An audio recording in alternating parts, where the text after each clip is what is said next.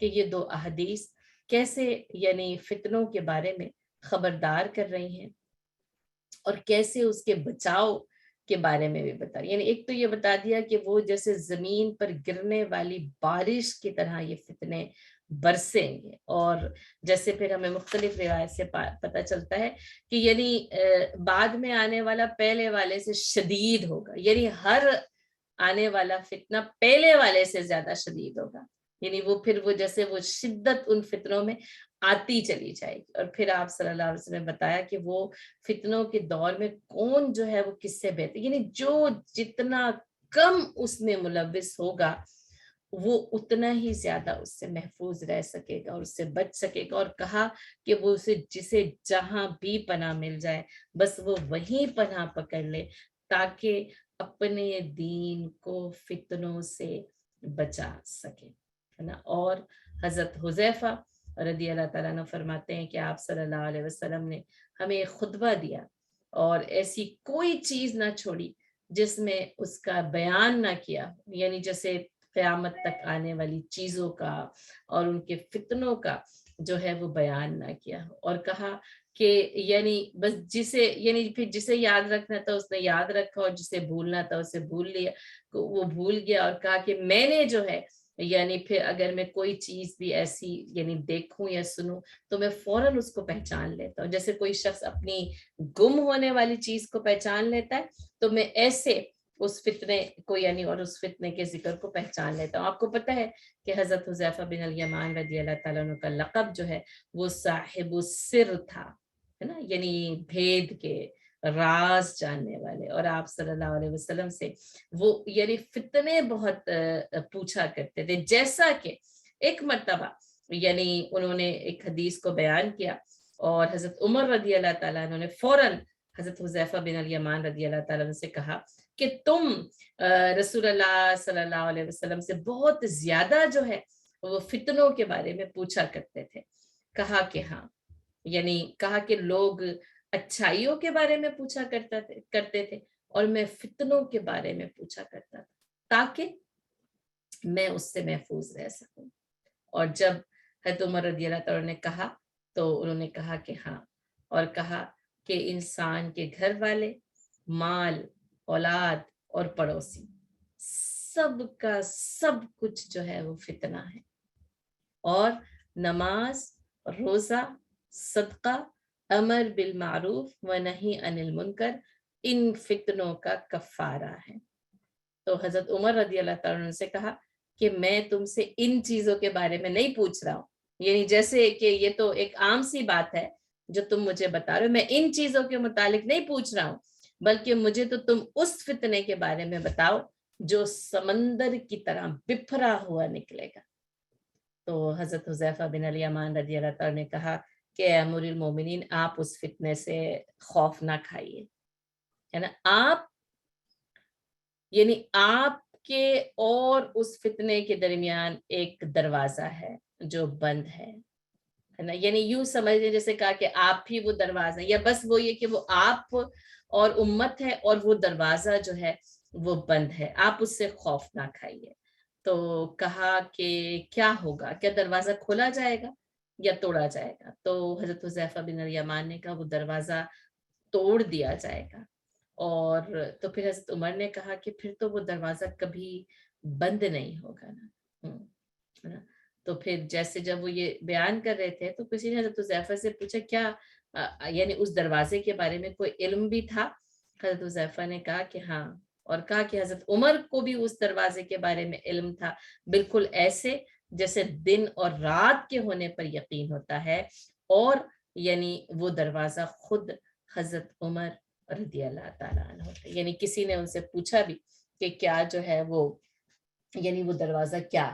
تو کہا کہ وہ خود حضرت عمر رضی اللہ تعالیٰ عنہ تھے. تو آپ یہ دیکھیں جیسے حضرت عمر رضی اللہ تعالیٰ عنہ بہت ہی یعنی مضبوط بارو امت کے لیے ایک ڈھال تھے، ایک دروازہ تھے نا. ان کی جو وہ قانون کا نفاذ تھا، ان کی جو حق گوئی کے لیے بے باکی تھی، پھر امیر المومنین ہونے کی حیثیت سے جو ان کے اندر ایک وہ سخت گیری کے ساتھ انہوں نے جو شریعت کا نفاذ کیا، تو دراصل وہ جیسے وہ ایک دروازہ تھے ان فتنوں کے درمیان، اور جیسا کہ پھر ہم دیکھتے ہیں کہ اس دور کے بعد پھر امت مسلمہ میں جو یعنی فتن آئے ہیں حکومتی لحاظ سے، پھر سازشوں کے لحاظ سے، کہ آج تک پھر وہی کہ وہ پھر کبھی بھی بند نہیں ہوگا، تو آج تک جو ہے وہ ان فتنوں کا دروازہ جو ہے وہ کھل جاتا ہے۔ تو یہ ہیں یعنی فتنے، کیونکہ ہم کہتے ہیں کہ کیوں، کیا اور کیسے، تو اگر ان حدیثوں کے بارے میں تھوڑا سا بھی ہمیں یعنی اندازہ ہو جائے کہ یہ فتنے، اور فتنے پھر وہ آزمائش، اور امت مسلمہ ان آزمائشوں سے گزرتی رہی، یہ آپ دوسرے لفظوں میں یوں بھی کہیں کہ پھر انسانیت بھی ان آزمائشوں سے گزرتی رہتی ہے، اور ان آزمائشوں سے گزر کر ہی نا یعنی یہ جو پوری یعنی اس کائنات کا سفر ہے، یہ زمین اور آسمان کی پیدائش اور انسانوں کا اس میں رہنا اور بسنا، اور پھر قیامت تک کا سفر نا، یہ ان فتنوں کے ساتھ، یہ بس بات کیا ہے کہ کون کتنا اس سے اپنے آپ کو بچاتا ہے، بچتا ہے اور محفوظ رہتا ہے۔ پھر قرب قیامت کی کچھ باتیں ہیں۔ آپ صلی اللہ علیہ وسلم نے فرمایا، حضرت ابو ہریرہ رضی اللہ تعالیٰ عنہ سے روایت ہے، بخاری کی حدیث ہے، کہ رسول اللہ صلی اللہ علیہ وسلم نے فرمایا، دریائے فرات سے سونے کا ایک خزانہ نکلے گا، پر جو کوئی وہاں موجود ہو وہ اس میں سے کچھ بھی نہ لے۔ پھر آپ صلی اللہ علیہ وسلم نے فرمایا کہ قیامت قائم نہ ہوگی یہاں تک کہ سرزمین حجاز سے ایک آگ نکلے گی جو یعنی دور دراز شہروں میں بھی روشنی پھیلا دے گی۔ پھر آپ صلی اللہ علیہ وسلم نے ایک مرتبہ، یہ بھی بخاری کی حدیث ہے، کہ آپ صلی اللہ علیہ وسلم نے ایک مرتبہ فرمایا، حضرت عبداللہ بن عمر رضی اللہ تعالیٰ عنہ سے روایت ہے کہ نبی کریم صلی اللہ علیہ وسلم نے فرمایا کہ آپ صلی اللہ علیہ وسلم نے مشرق کی طرف رخ کیا اور کہا کہ فتنہ اسی طرف ہے جدھر سے یہ سورج شیطان کے سینگ کے ساتھ طلوع ہوتا ہے۔ گویا کہ آپ صلی اللہ علیہ وسلم نے پھر یعنی مشرق کے فتنے کا ذکر کیا ہے، یعنی جیسے مشرق سے جو فتنہ رونما ہوگا اس کا ذکر جو ہے وہ کیا ہے۔ پھر آپ صلی اللہ علیہ وسلم نے فرمایا کہ قیامت قائم نہ ہوگی جب تک کہ ایک شخص دوسرے کی قبر کے پاس سے گزرے گا اور کہے گا کاش میں ہی اس کی جگہ ہوتا۔ یعنی جب تک قیامت قائم نہ ہوگی، جب تک زمین پر چلنے والا اس بات کی تمنا نہ کر لے کہ کاش جو ہے وہ میں اس قبر کے اندر ہوتا۔ یعنی ویسے اگر آپ دیکھیں تو یعنی یہ موت کی آرزو نہیں ہے، بلکہ بات کیا ہے کہ وہ فتنے اتنے شدید ہوں گے کہ جن کی وجہ سے، ویسے اگر آپ دیکھیں تو کوئی شخص یوں مرنا نہیں چاہتا ہے نا، موت سے خوف ہر وقت لاحق ہوتا ہے، اور یعنی مرنا نہیں چاہتے ہیں، وہی کہ کوئی 80-90 سال بھی پہنچ جائے تو وہ کہتا ہے کہ میری یعنی صحت کے لیے دعا کرنا اور میری خیر کے لیے دعا کرنا، تو وہ اچھی بات ہے، خیر اور صحت کے لیے دعا کرنے میں کوئی جو ہے وہ مسئلہ نہیں ہے، لیکن بات کیا ہے کہنے کی کہ یعنی کوئی انسان یوں عام طور پر کوئی مرنا نہیں چاہتا ہے، یہاں تک کہ فتنے اتنے شدید ہو جائیں کہ انسان کہے کہ میں زمین کے اوپر کے بجائے میں اس زمین کے اندر ہوتا۔ اور اسی طرح آپ صلی اللہ علیہ وسلم نے فرمایا کہ قیامت جب تک قائم نہ ہوگی جب تک کہ کعبے کو 2 پتلی پنڈلیوں والا ایک حقیر حبشی تباہ کر دے گا۔ گویا کہ پھر یہ قیامت کی نشانیوں میں سے ایک نشانی ہے۔ اور اسی طریقے سے آپ صلی اللہ علیہ وسلم نے یعنی فرمایا کہ قیامت اس وقت تک قائم نہ ہوگی جب تک کہ تقریباً 30 جھوٹے دجال نہ پیدا ہو جائیں، اور ان میں سے ہر ایک کا یہی دعویٰ ہوگا کہ وہ اللہ کا رسول ہے، یعنی جھوٹی نبوت کا دعویٰ، جیسے کہ ہمیں پتہ ہے نبی صلی اللہ علیہ وسلم کے دور میں ہی جو ہے 2 لوگ کر چکے تھے، اور پھر آپ دیکھیں وقتاً فوقتاً کوئی بھی اٹھ کر جو ہے وہ جھوٹی نبوت کا دعویٰ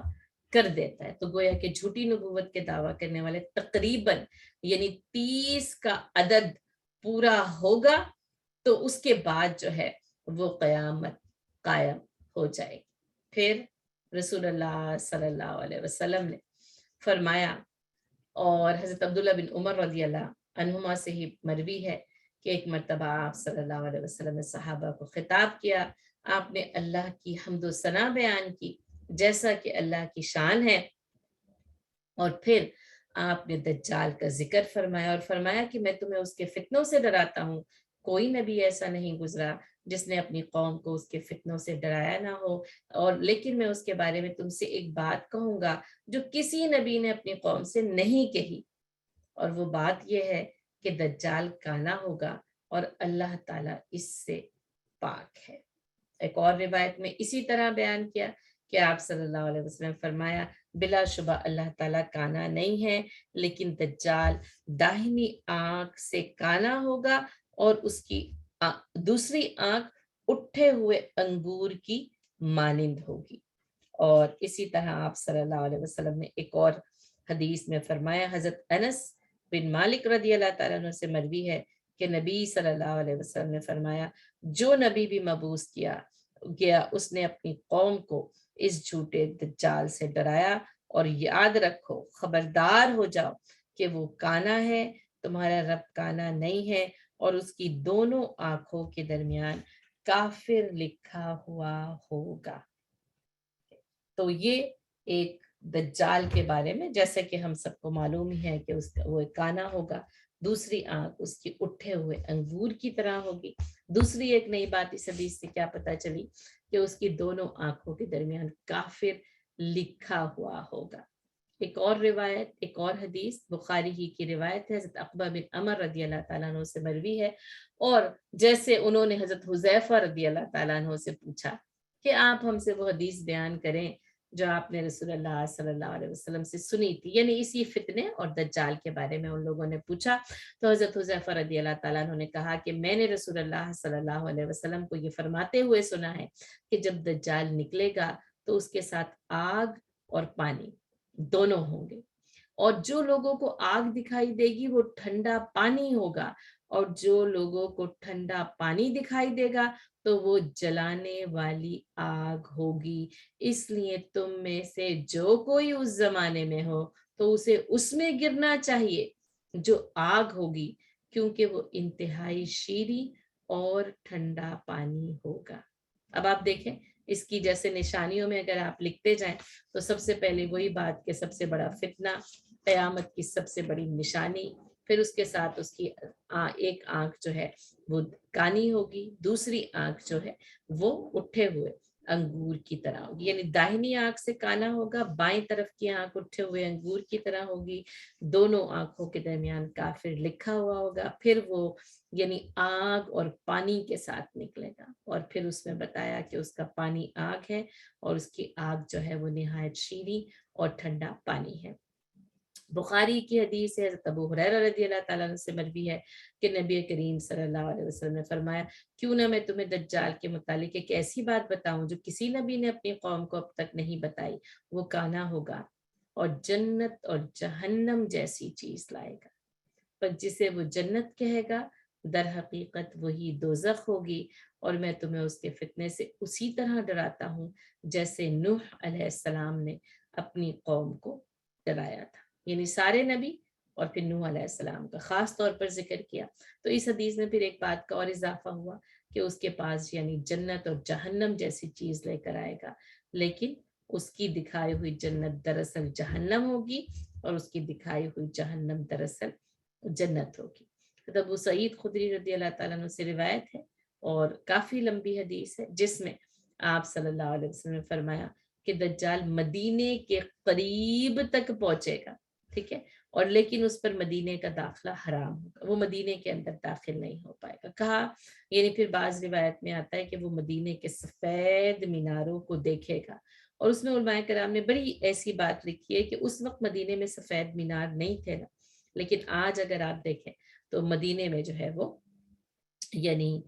سفید مینار موجود ہے، اور بڑی دور دور سے وہ مینار نظر آتے ہیں نا، تو گویا کہ مدینے میں تو اس کا داخلہ حرام ہے، لیکن وہ اس کی چار دیواری کو دیکھ لے، اور ہو سکتا ہے پھر آپ دیکھیں مستقبل قریب میں اگر مدینے کی پوری چار دیواری، یہ تو مسجد نبی کے مینار ہے نا، تو ہو سکتا ہے مدینے کی چار دیواری بھی قائم کی جائے اور اس میں پھر سفید میناروں کو قائم کیا جائے۔ بہرحال اس وقت تو مسجد نبی میں وہ سفید مینار موجود ہیں جو بہت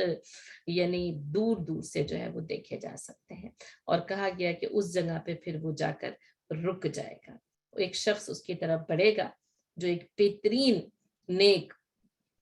صالح شخص ہوگا، ہے نا، اور وہ خیر الناس کے لفظ آئے اس حدیث میں کہ وہ لوگوں میں سب سے بہترین ہوگا. وہ کہے گا، وہ شخص اس کے پاس جا کر کہے گا میں گواہی دیتا ہوں تو دجال ہے، جس کے متعلق رسول اللہ صلی اللہ علیہ وسلم نے ہمیں خبر دی تھی. دجال کہے گا کیا میں اسے قتل کر کے پھر زندہ نہ کر دوں؟ ہے نا؟ تو لوگ کہیں گے کہ جیسے کہ لوگوں کو پھر میرے معاملے میں کوئی شبہ نہیں رہ جائے گا، تو پھر وہ کہیں گے کہ ہاں، یعنی پھر کچھ لوگ کہیں گے کہ نہیں اور کچھ لوگ کہیں گے کہ ہاں. تو ایسے دجال انہیں قتل کر کے پھر زندہ کرے گا، ہے نا. اور جب دجال نہیں، وہ اپنے لوگوں کو کہے گا کہ میں یعنی اس طریقے سے یہ کروں، تو پھر دجال انہیں قتل کر کے پھر زندہ کرے گا. تو وہ شخص کہے گا کہ اب تو مجھے اور زیادہ یقین ہو گیا کہ تو ہی دجال ہے. پھر دجال کہے گا کہ لاؤ اسے قتل کروں، لیکن اس مرتبہ وہ اس شخص کے اوپر قابو نہیں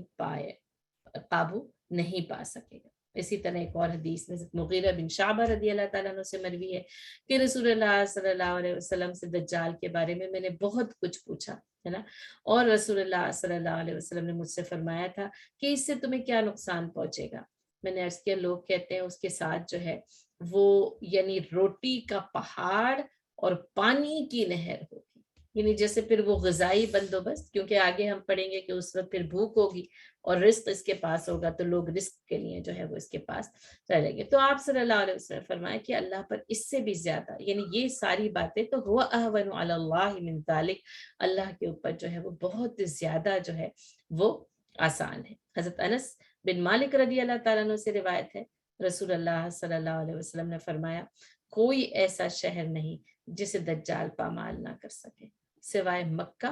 اور مدینہ کے. اور مکہ اور مدینہ کے ہر راستے پر صف بستہ فرشتے کھڑے ہوں گے جو ان کی حفاظت کریں گے. اور پھر مدینہ، اور ویسے بھی مدینہ کے بارے میں تو یہ مشہور و معروف ہی ہے نا کہ وہ نفاق کو باہر نکال کرتی ہے. وہ دور ایک الگ دور تھا جس میں منافق، ان کی جماعت، وہ آزمائش، اور پھر جیسے کہ ان منافقوں سے بھی مدینہ پاک ہوتا ہے. کہا کہ مدینہ کی زمین جو ہے وہ 3 مرتبہ کانپے گی، یہاں تک کہ اس سے ایک ایک کافر اور منافق کو اللہ تعالیٰ اس سے باہر نکال کر دے گا. گویا کہ مدین اپنے اندر کے نفاق کو اور کفر کو جو ہے وہ پھر باہر نکال کر رکھ دیتا ہے. پھر اس کے ساتھ ساتھ جو ہمیں مزید اس کے سلسلے میں جو روایات ملتی ہیں، ظاہر ہے آپ کو پتہ ہے کہ یہ ساری کی ساری جیسے نشانیاں ان تمام روایات سے بھی پتہ چلتی ہیں کہ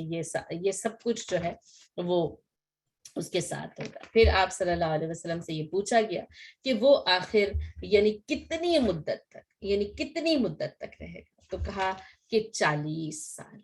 صحابہ کرام نے رسول اللہ صلی اللہ علیہ وسلم سے پوچھا تو کہا وہ 40 دن رہے گا، لیکن اس کا پہلا دن 1 سال کے برابر ہوگا، پھر دوسرا دن 1 ماہ کے برابر ہوگا، پھر تیسرا دن 1 ہفتے کے برابر ہوگا، اور باقی دن عام دنوں کے برابر ہوگا. اب آپ دیکھیں صحابہ کرام کی سوچ، اور واقعی صحابہ کرام پہ قربان جائیں، ان کا ایمان اتنا بہترین تھا، اتنا مکمل تھا، انہیں اپنے عمل کی فکر ہوتی تھی. تو انہوں نے کہا اللہ کے رسول جو دن 1 سال کے برابر ہوگا ہم اس میں کیسے نمازیں کیا صرف 1 دن کی نمازیں پڑھیں گے؟ تو آپ صلی اللہ علیہ وسلم نے فرمایا نہیں، بلکہ وقت کا اندازہ کر کے پورے سال کی نمازیں ادا کرنی. اب یہ نہیں کہ ظاہر ہے پھر وہ دن میں 5 وقت فرض ہیں، تو اگر وہ دن 1 سال سے طویل ہو جائے تو پھر اس کے اندر ظاہر ہے اب یہ اس کی جو طوالت ہے وہ کس وجہ سے ہے، اس کے بارے میں ظاہر ہے کہ ابھی یعنی مختلف علماء کرام کی تفسیر ہیں کہ وہ جو فتنے اس کے ہیں نا ان کی وجہ سے وہ ظاہر ہے جب شر ہوتا ہے. اب دیکھیں انتظار میں 1 لمحہ بھی گھنٹہ لگتا ہے نا، تو یا تو اس کی مناسبت سے ہے، اور یا یہ کہ واقعی اس کی طوالت 1 سال کے برابر ہوگی. لیکن یہ کہ اس میں کہا اوقات کا تعین کر کے نمازیں جو ہے وہ دن کی 5 پر یعنی پورے سال کی نمازیں پڑھنی پڑیں گی. ایسا نہیں ہے کہ صرف 1 دن کی نماز 1 سال کے لیے پڑھی جائے. پھر آپ صلی اللہ علیہ وسلم نے اس کی رفتار کے بارے میں فرمایا کہ وہ ابر کی مانند تیز چلے گا، یعنی وہ زمین میں اتنی تیزی سے سفر کرے گا کہ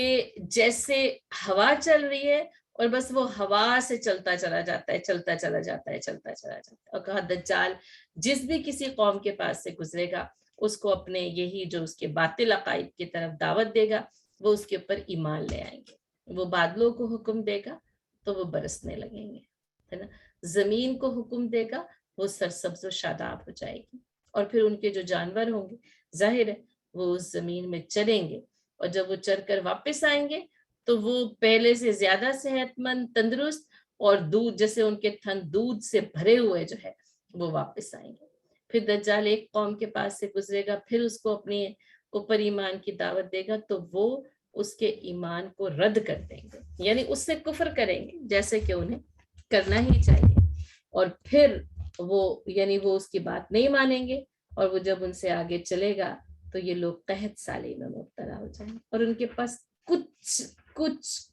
کچھ بھی باقی نہ رہے گا۔ ظاہر ہے پھر وہ قحط سالی ہوگی، نہ بارش برسے گی، نہ زمین کی سرسبز و شادابی ہوگی، نہ جانور سیر ہوں گے، تو یہ لوگ قحط سالی میں مبتلا ہو جائیں گے۔ وہ آگے چلے گا، وہ ویران اور سنسان زمین کے پاس سے گزرے گا، اس سے باتیں کرے گا کہ زمین اپنے خزانوں کو باہر لے آ، تو زمین اپنے سارے کے سارے خزانوں کو باہر لے آئے گی، اور یہ سارے کے سارے خزانے پھر اس کے ساتھ ہو جائیں گے۔ اور کہا کہ پھر دجال ایک آدمی کو بلائے گا جو مکمل طور پر جوان ہوگا، اس کو تلوار مار کر اس کے 2 ٹکڑے کر دے گا، اور دونوں ٹکڑے بہت فاصلے پر کر دیے جائیں گے۔ پھر وہ ان کو بلائے گا تو وہ زندہ ہو کر دجال کی طرف جائے گا، اور وہ جیسے روشن چہرے کے ساتھ آئے گا، کیونکہ وہ ایمان والا ہوگا نا، تو وہ پھر روشن چہرے کے ساتھ اس کے سامنے آئے گا۔ اور پھر آپ صلی اللہ علیہ وسلم نے فرمایا پھر جب یہ دجال کا فتنہ ایسے چھا جائے گا نا، تو اس وقت حضرت عیسیٰ علیہ السلام کو اللہ تعالیٰ نازل فرمائیں گے، اور وہ 2 چادریں پہنے ہوں، جیسے کہ مشہور روایات ہے، مشہور حدیث ہے، وہ 2 چادریں پہنے ہوں دمشق کے مشرقی جانب کے سفید مینارے پر، اس طرح نزول فرمائیں گے کہ وہ اپنے دونوں ہاتھوں کو فرشتوں کے پروں پر رکھے ہوئے ہوں گے، اور ان کے دونوں طرف 2 فرشتے جن کے نام حضرت جبرائیل اور میکائیل علیہ السلام آتے ہیں، کہ وہ اپنے دونوں ہاتھوں کو فرشتوں کے پروں پر رکھے ہوں گے۔ جب وہ اپنے سر مبارک کو نیچے کریں گے تو اس سے پانی کے قطرات جڑیں گے، جیسے کوئی ابھی غسل کر کے آیا۔ پھر وہ جب سر کو اوپر کریں گے تو اس وقت بھی آپ کے سر سے پانی کے قطرات موتیوں کی طرح گریں گے، اور پھر جس کافر کو آپ کے سانس کی ہوا پہنچے گی وہ وہیں مر جائے گا، ہے نا، اور آپ کی سانس اس قدر دور جائے گی جیسے آپ کی نظر جائے گی، یعنی پھر کافروں کا خاتمہ۔ اب ظاہر ہے وہ روب ہے ان کے نزول ہونے کا، پھر وہ کفر کا خاتمہ تو کیونکہ پھر حضرت عیسیٰ علیہ السلام کے ساتھ ہے ہی، اور پھر حضرت عیسیٰ علیہ السلام دجال کو تلاش کریں گے یہاں تک کہ آپ اسے باب اللد پر جا کر پکڑ لیں گے، اور یہ ایک یعنی بستی ہے، اور اس بستی بیت المقدس کے قریب یہ بستی ہے، جس کے اوپر اس کے دروازے پر جا کر پکڑیں گے، اور پھر عیسیٰ علیہ السلام جو ہے وہ اس کو وہاں پا کر اس کو قتل کر دیں گے، اور اس کو قتل کرنے کے بعد پھر آپ لوگوں کے پاس تشریف لائیں گے، اور پھر انہیں آپ اس فتنے کے خاتمے کی اور پھر جنت کی خوشخبریاں سنائیں گے، ٹھیک ہے۔ اور اسی کے ساتھ ساتھ پھر یہاں پر جو ہے وہ یاجوج ماجوج کا نزول ہے، جیسا کہ میں نے آپ کو پوری حدیث جو ہے وہ سنائی تھی، اور پھر اس کے ساتھ ساتھ نا اسی سے منسلک ہے امام مہدی کا ظہور، ٹھیک ہے، اور وہ حضرت عیسیٰ علیہ السلام کے نزول سے پہلے ہو چکا ہوگا۔ اچھا، امام مہدی دجال سے جنگ کر رہے ہوں گے، یعنی دجال اور اس کے فتنوں سے وہ چاروں طرف نبرد آزما ہوں گے، ان کے ساتھ فوج نکلے گی، اور وہ اس فتنے کا رد کرتے کرتے جو ہے وہ آ رہے ہوں گے، یہاں تک کہ یعنی عیسیٰ علیہ السلام کا نزول ہوگا۔ عیسیٰ علیہ السلام کی یعنی قسمت میں یہ سعادت لکھی ہے کہ وہ اس فتنے کا رد کریں گے، کیونکہ جیسے وہ بھی مسیح دجال اس کو بھی کہا جاتا ہے، المسیح الدجال، یعنی جیسے آپ کو پتہ ہے اس کو اینٹائی کرائسٹ بھی کہا جاتا ہے، تو وہ کیونکہ وہ یہ دعوے کر رہا ہوگا نا کہ میں مسیح دجال ہوں، تو آپ دیکھیں کہ اس سے پھر اللہ تعالیٰ حضرت عیسیٰ علیہ السلام سے اس کا قتل کروائیں گے، اور پھر عیسیٰ علیہ السلام اور مہدی علیہ السلام اور ان کی فوج جو ہے وہ آپس میں ملے گی، اور پھر باقی جو جیسے ظاہر ہے کفر کا فتنہ، وہ باطل کا فتنہ جو کہ دجال کی وجہ سے اتنا ترقی کر گیا ہوگا، اس کا پورا جو ہے وہ رد ہوگا، پوری زمین جو ہے وہ پاک ہوگی، سرسبز و شاداب ہوگی، دین اسلام کے نور سے منور ہوگی، پورا دین جو ہے وہ اس کے اوپر چھا جائے گا۔ کو پتہ ہی ہے حضرت عیسیٰ علیہ السلام پھر وہ عادلانہ یعنی ایک عادل حکمران کی حیثیت سے اتریں گے نا، جہاں پر بھی نزول عیسیٰ علیہ السلام کی حدیث ہے اس میں مختلف قسم کی روایات اور مختلف قسم کے الفاظ آتے ہیں نا، کہ ایک عادل حکمران کی حیثیت سے اتریں گے، سلیب کو توڑ ڈالیں گے، خنزیر کو قتل کر دیں گے، کیونکہ انہوں نے جیسے ظاہر ہے اب سلیب ہے بس وہی نشان بن گئی تو اس کو توڑیں گے، پھر ظاہر اپنی برات کو ظاہر کرنا، اس حقیقت کو بیان کرنا اہل کتاب کا، پھر حضرت عیسیٰ علیہ السلام اور اسلام کے اوپر ایمان لے کر آ جانا، اور اس سے پھر پوری زمین جو ہے وہ دین اسلام کے نور سے منور، یعنی دین اسلام کی جو نشات ثانیہ، اور پھر یوں سمجھ لیں کہ جو اس کے بعد جو عروج ہے وہ حضرت عیسیٰ علیہ السلام کے دور میں ہی جو ہے وہ پورا کا پورا جو ہے وہ ہوگا، مکمل ہوگا، غلبہ ہوگا، اور پھر اس کے بعد حضرت عیسیٰ علیہ السلام کی یعنی بشری زندگی ہے، آپ شادی کریں گے اور پھر آپ کی طبعی موت واقع ہوگی نا۔ یہ پورا کا پورا ایک یعنی سلسلہ ہے، اور اس کے بعد پھر دنیا پھر باطل کی طرف پلٹے گی اور ساری چیزیں یعنی ساری نیکیوں کا خاتمہ ہوگا، شر چھا جائے گا، اور یہاں تک کہ قیامت کب آئے گی، جب تک کہ کوئی زمین پر لا الہ الا اللہ کہنے والا باقی نہ رہے گا تو قیامت آ جائے گی، قیامت چھا جائے گی، اور سب کچھ یعنی ہر چیز جو ہے وہ پوری کائنات کا نظام درہم برہم ہوگا، اور پھر اس کے بعد جو ہے وہ یوم تقوم الساعہ، وہ ساعت، وہ قیامت کی گھڑی قائم ہوگی، جس میں پھر وہ یوم الحشر ہے، اس کے مختلف جو ہے وہ مراحل ہے۔ تو یہ ہے یعنی یوں سمجھ لیں دنیا کا خاتمہ، اور اس کا بیان میں نے بہت بہت بہت بہت مختصر کر کے اور بہت ہی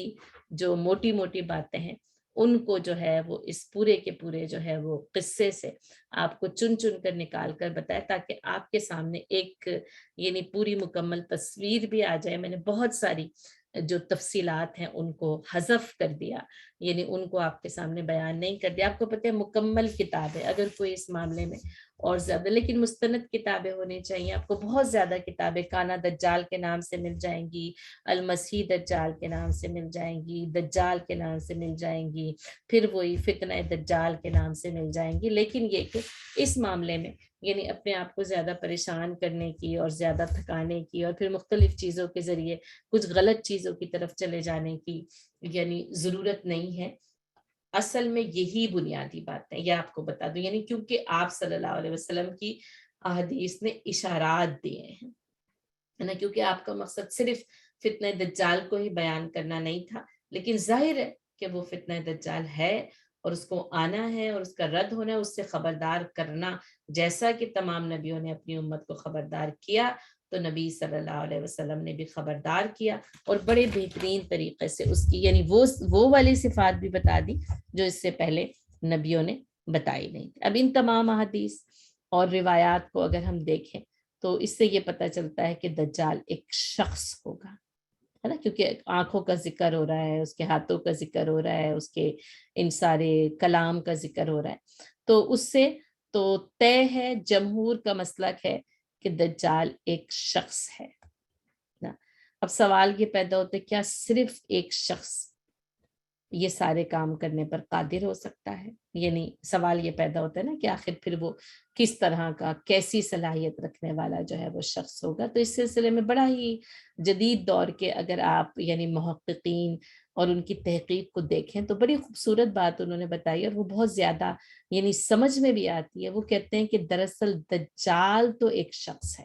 نا، لیکن دراصل دجالیت ہے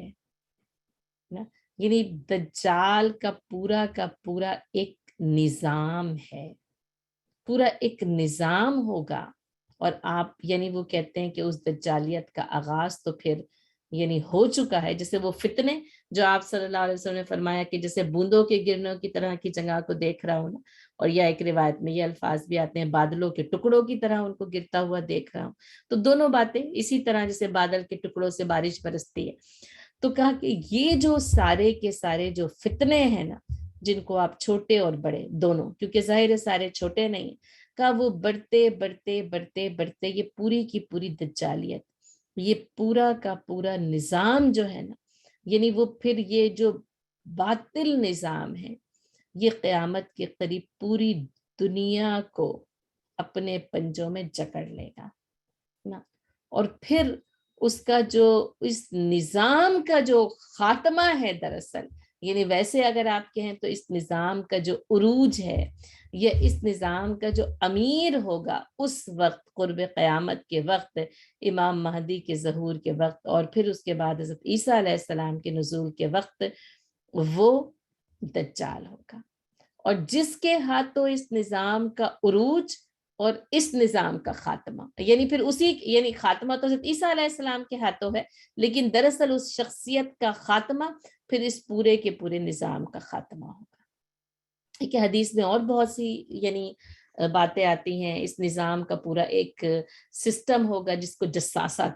کہا کہ دجال جو ہے وہ ہر شخص کو دیکھتے اس کے پورا، جیسے آپ یوں سمجھیں کہ آج کی اگر جدید دور میں آپ دیکھیں نا تو بہت اچھے سے باتیں سمجھ میں آتی ہیں. یعنی اس کو ہر شخص کا بایو ڈیٹا، یعنی وہ پھر یوں سمجھ لیں کہ ایک وہ ماسٹر اور سپر کمپیوٹر، اور پھر یوں سمجھ لیں آپ کے ٹیکنالوجی جس طریقے سے اس وقت اپنے عروج کو پہنچ رہی ہے نا،